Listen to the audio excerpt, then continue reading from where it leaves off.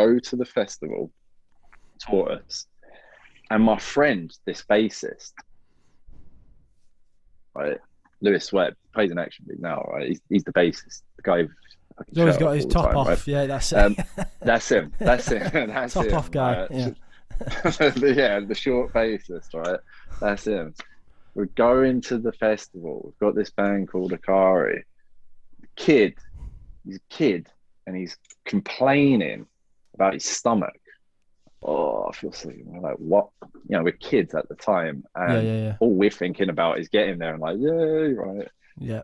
He's just miserable talking about his stomach. Oh, bent over. So we're walking towards our chalet, and he starts like violently puking on the floor and stuff.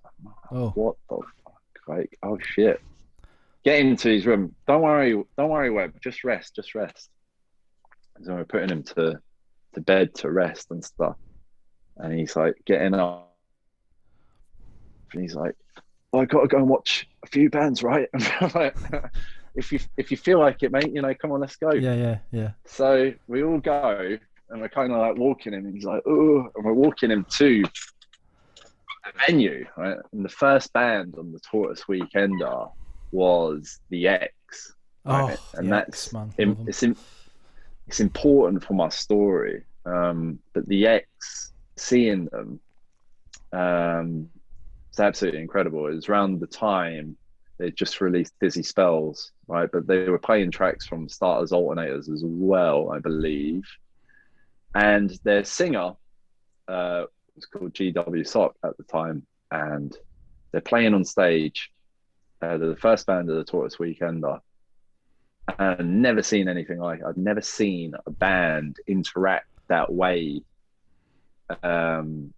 together, and it was just so impressive the way that they were kind of reading each other's minds, and it was all there, and totally mind-blowing and very important for my development as a musician, because the way that they were treating the guitars and the things they were doing to the guitars, I'll just never forget it.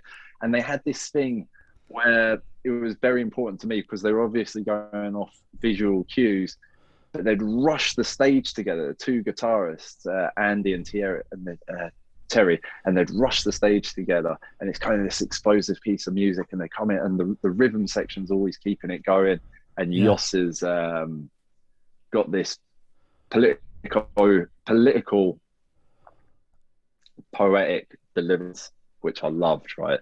So me and my good friend Webb were watching this, Southie's there, etc. We're all there.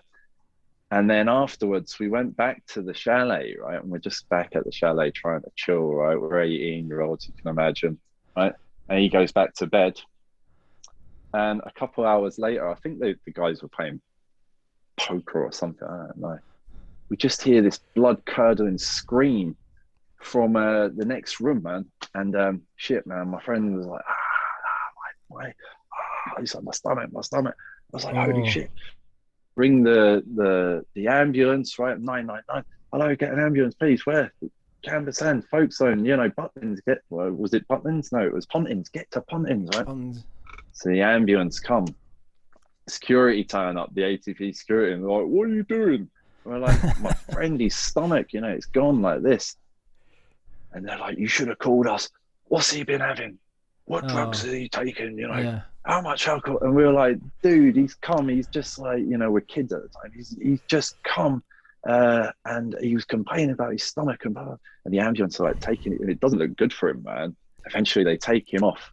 And we learn the next morning off his parents, right, that like his